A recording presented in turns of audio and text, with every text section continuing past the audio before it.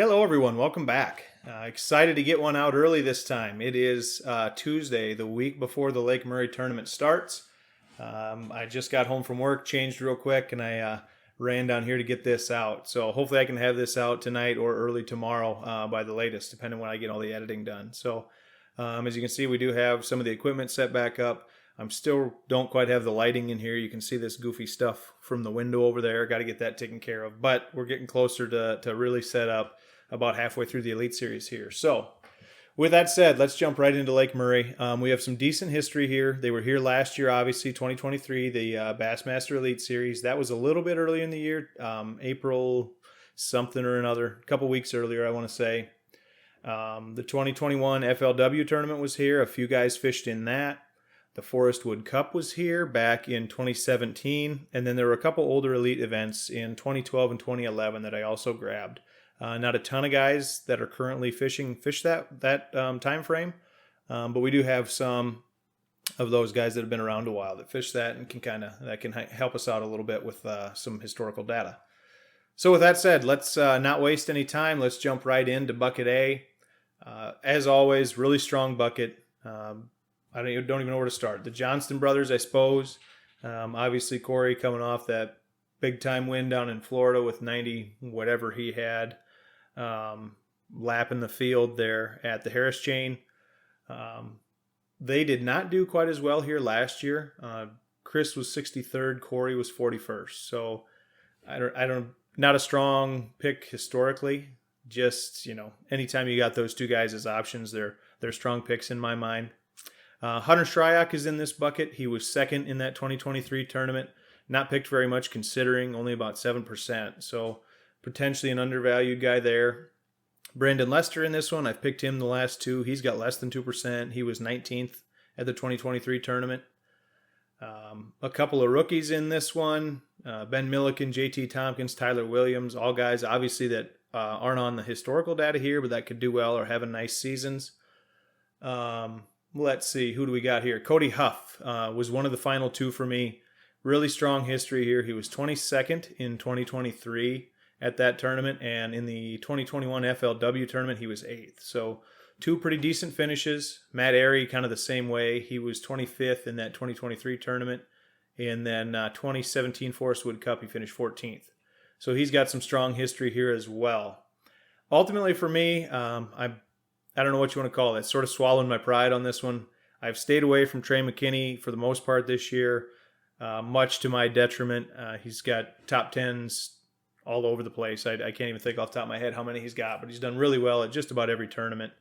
And so I'm going to jump on him for this one. Trey McKinney, he's got about 17%, so people are jumping on that bandwagon as well. Obviously, he doesn't have the historical data, but leading the ALY, fishing out of his mind right now. And it seems like, every now and then we have one of those seasons. The first one that comes to mind for me is Seth Feider a couple of years ago, where he just could not do poorly at a tournament. And we've had some tournaments since then that, he had really good finishes, and then since then he hasn't been able to put it together. So it seems like every now and then a guy gets on a roll, and Trey McKinney's really on a roll right now. So I'm going to continue to ride that train. Hopefully, I said that about Patty Walters here before we went to Florida, and really kind of ruined his mojo, I guess, if you're superstitious. But I'm going to hop on the Trey McKinney train in bucket A. On the predictor side, Cody Huff is the pick here, 51.15. Those two good finishes are the key factor in that. And Hunter Shryock, 48.6, led pretty much entirely by that second place. A decent pick percentage at 7. Not a very high pick percentage, but that plays a little bit into it. And then he's having a decent season as well, and that does factor also. Moving on down into bucket B. This, once again, seems like quite often this year, this bucket B has been really, really strong, and this is another case for that.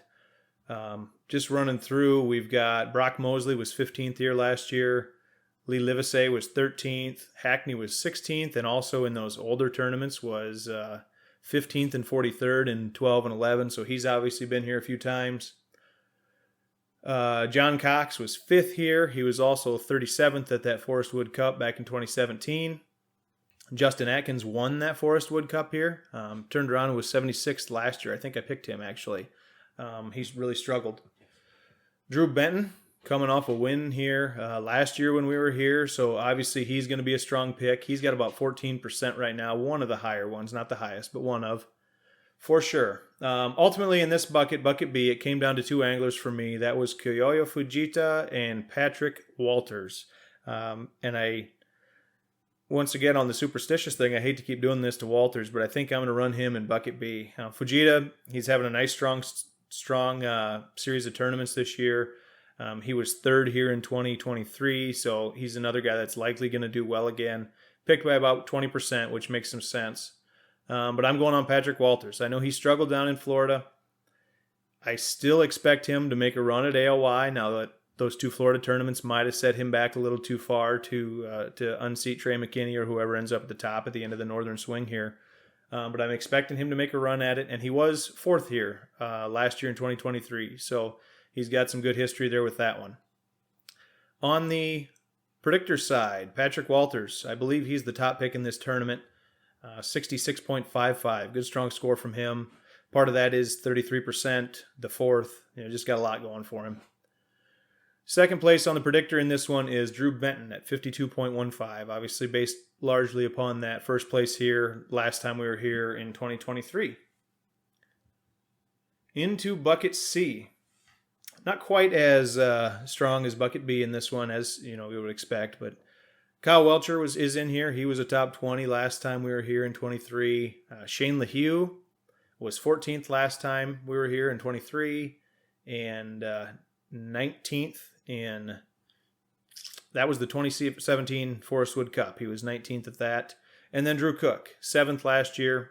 About 17% have picked him. Good, strong pick. I know I'm missing somebody that I wanted to talk about in bucket C. Oh, that's right. Bill Lowen does have a 7th place here back in 2012. So he did not do well when we were here in 2023. He was 91st, but he is one of only a couple guys in this bucket that have previous top 10s over those 5 tournaments we're looking at. So he's an option if you think he might sneak up and do well again. And then obviously I would be remiss if I didn't mention Brendan Palaniuk in this bucket. Anytime you can get Palaniuk in bucket C, he's a fairly strong option, although he has struggled a little bit compared to his standard over the last season and a half. That whole baby thing is real on the Elite Series, I guess. So, but look for him to potentially bounce back here. He's got about 23%. He's the highest picked in this one, and with good reason. So out of all those, I am going Shane LaHue in this one. I ran him last year. He got 14th, had a nice tournament. I expect him to do well again. He's having a decent season. Picked by about 16%, so he's third in this one. Not sitting too bad, but Drew Cook was my other really strong option I really thought about. I might kick myself coming out of this one. I would guess he'll do well here again.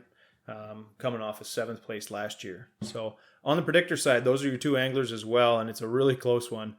Shane LaHue is first with a 46.60, and Drew Cook is 46.55. So another note, part of the reason that LaHue beat Cook, even though Cook had the better finish in their combined tournament, well, number one, LaHue's got one more tournament here, but above that, one thing that looks at is strength in certain regions. And LaHue has done pretty well in South Carolina for whatever reason. He's got some nice finishes here. And I want to say Santee Cooper. I can't remember all the history on him, but I know he's had a few good finishes in South Carolina that play into. So LaHue's my pick in this one. Predictor agrees with me. Into bucket D. This one, oh yeah. Here's your top angler in this bucket on the predictor side. Before we get to him, Jason Williamson is a guy I thought about here, coming off a 9th place last time. He's also got a 32nd and a 48th back in the Elite Series 2012 and 2011 tournaments. So he's got some strong finishes here. Really has never done that poorly here. Bryant Smith was 12th in the 23 tournament. Kenta Kaimura was 10th. He's another strong option. And Austin Felix was 17th. Combined with, he has a 13th here at that Forest Wood Cup. So he's got a couple nice tournaments. Plus, he's only picked by about 2.7%. Obviously, he's not having the kind of season that he probably would like to be in bucket D, but would be a really good bounce-back tournament for him right here. Ultimately, my pick in this one, Brandon Cobb. Really, I picked this one fairly quick. Brandon Cobb in South Carolina. He's a guy much more than LaHue. If I remember right, he went to Clemson, fished on the team there. I could be wrong on that. That might not be the right team, but he fished collegiately in South Carolina. and just across the board has done well every time we go there. For example, in this one, he was third at the Forest Wood Cup in 2017, followed that up with a sixth place in 2023 under similar conditions. Now, with him, sort of an obvious pick in this bucket, he's got 48%, so you are jumping on the bandwagon a little bit. There were some other good options there if you wanted to move away from the crowd, but I'm going to jump on the bandwagon here and go with Brandon Cobb in bucket D. On the predictor side, your number one for the tournament, I misspoke on Walters. Cobb is quite by far 73 points, 8-9 points, whatever it was, ahead of Walters. I think he was 66 or 67, so not quite that, 6 or 7 points. Anyway, your number one for the tournament. In second place in this one, Kenta Kaimura, 46.3 points. Pretty strong predictor score, but I'm going with Cobb, and the predictor agrees with me in bucket D. And last but not least, let's fly down into bucket E and have a look. The always sneaky, it seems like Bernie Schultz came in with an 8th place here last year. He's a good option. He is the only returning top 10 from last year. Seth Feider has done decent here before. He was 24th last year. So he's an option. Ultimately for me, I wouldn't say this was an easy pick, but I landed on Iaconelli. If you've watched this show in past years, I don't think I've picked him this year. I have a real tough time with Iaconelli because it seems like he either does really well or really not. It doesn't feel like to me you ever get many middle ground tournaments, so he's either going to do really well for you or he's going to really, really hurt you. But ultimately, his history in this one is just so strong with a 3rd and a 35th back in 11 and 12, and then an 11th last year in that 23 tournament. So I will roll with him, and I will kind of live with the gamble on this one. Iaconelli in bucket E. On the predictor side, Feider is actually your leader here, which surprises me a little bit given that history from Iaconelli. But 36.4, and then Iaconelli close behind, 35.7. So predictor goes Feider. I will go Iaconelli on this one. And that'll round out our Murray picks. Just to run it back down, I am going Trey McKinney, Patrick Walters, Shane LaHue, Brandon Cobb, and Mike Iaconelli. We'll see. I'm at about 92, 93%, so I'm kind of hanging in there, not having as good a season as I did last year, although I think I was kind of behind at this point last year too. The Northern Swing I've been kind of traditionally better on.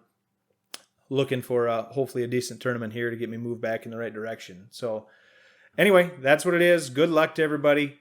On the weight side, let's see, what did I have here? I think I settled at 86 pounds. Which surprised me, honestly, a little bit. But Murray's just such a strong lake that there's so many of those. You don't necessarily get a ton of your 10, 12 pounders like you might hook into in Florida sometimes, but there's so many nice fish in Murray. Expect, where we saw like on the Harris chain or down on the St. John's where somebody just ran out and caught a huge bag. I would expect there will be a lot of guys in that 80 to 85, 86, maybe even somebody will find some big fish put up towards 90 pounds. There will be a lot more guys in that. I think it'll be a really tight tournament at the top, but I'm going 86 pounds as my pick for the weight. So that'll do it for Murray. Really enjoyed getting this out early for once. Thank you guys for watching, and we'll see you on the next one. Good luck.